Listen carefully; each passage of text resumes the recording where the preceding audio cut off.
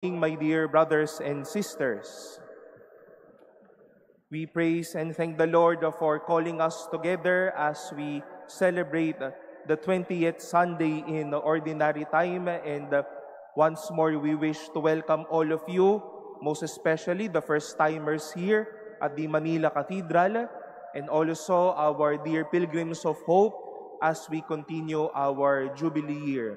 Maligayang pagdating po sa Manila Cathedral at sana po ay maging mapagpala at maganda ang inyong karanasan kasama ang mahal na ina at ang Panginoon sa araw na ito. My dear brothers and sisters, we are grateful for many people contributing fire, inspiration, and light for our lives. Sabihin natin na simula at sa mga unang araw ng ating pag-aaral o sa ating pagiging tao, ay madaming mga taong nagbigay ng liwanag sa ating buhay.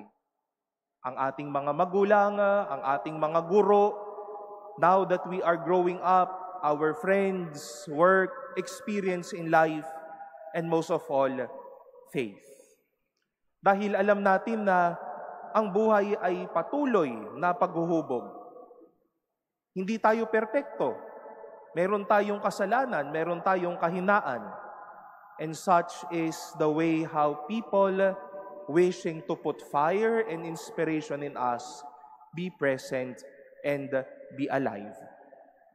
Today we've heard two beautiful stories of Jeremiah and of our Lord Jesus.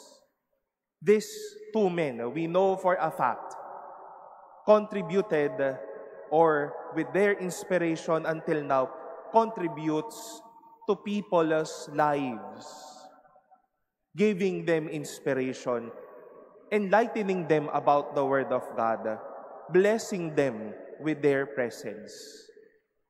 Jeremiah, in his own capacity, placed a good responsibility over the Word of God to them. He was there to be a prophet, to at least make them as well feel and prepare for the coming of the Lord in their midst. And we've heard how Jesus shared such words, "I have come to set the earth on fire, and how I wish it were already blazing." Hindi sunog na alam natin na nakakasira ng tahanan, ng mga bagay-bagay. But fire that is transformative. Fire that is formative. Fire that is life-giving. Such is the fire that Jesus would wish to give us. But let us face also this fact.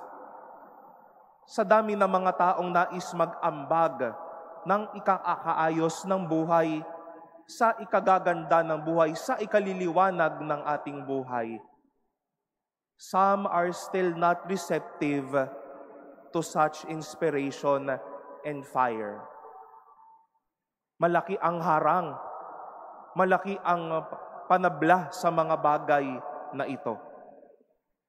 And we go back to the story of Jeremiah, how the princess said that Jeremiah is demoralizing the soldiers.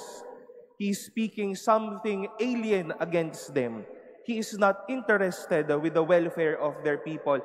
At ang para sa kanya, guluhin ang buhay ng mga taong ito. Kaya ano pong ginawa ng mga tao sa kanya? He was thrown out into a cistern at ang naroroon lang ay mud, dumi. Ilagay nyo at itapon yan ang taong yan doon. Jeremiah was there to transform them, to give them light. But these people, ayaw namin sa mga nagbabago sa aming buhay, doon ka at itatapon ka namin. Ganun naman din po ang naging karanasan ni Jesus. And if we are to read the succeeding pages of Luke 12, we will be hearing people, bakit ayan ang sinasami mo? Sino ka ba? Saan ba nanggagaling yung mga sinasabi mo? People giving light, giving direction, but people ought not to believe. At hindi po ba katotohanan ito sa ating buhay, mga minamahal na kapatid? God, the Church, is giving us light, inspiration, transformation, giving us our full-blown of life. People inspiring us, putting fire over our lives. But we are not that ready and receptive of such. May mga magkakaibigan sasabihin, tingnan mo nga kung ano ba yung pangit sa akin. Ano ba yung hindi maganda sa akin? May tutugon naman, Alam mo, medyo hindi ka maganda magsalita. Nabastusan kami sa mga sinabi mo. At kapag ka narinig ang mga sinasabi nga, ay, hindi na kita kaibigan. Sinaktan mo ako. Kapag ka nagsabi ang mga tao sa atin, kapag ka nakirot ang ating damdamin, madaming nagkakawatak-watak na magkakaibigan at pamilya. Kapag nagsabi ng katotohanan, sige, sinasabi mo yan, sige, humanda ka sa akin mamaya, iyari ka sa akin. Totoo pa rin yung nangyari kay Jeremias at kay Jesus hanggang ngayon. Nasa dinami-dami ng mga taong nagsasabi ng liwanag, nagbibigay ng apoy sa ating buhay. Madaming umaayaw at itinatapon ang mga taong ito. But don't be discouraged, my dear brothers and sisters. Continue to share the life, the flame of fire in you, so that you can inspire, transform, and give life. We turn and look up to Jesus, how the letter to the Hebrews said, to fix our eyes on Jesus, the perfecter and leader of our faith. Baka kulang lang tayo ng pagtingala kay Jesus sa buhay na ito kung nais nating may babago sa ating buhay. At magandang tignan din ang ating sarili, nagbibigay at nag-aambag tayo ng liwanag.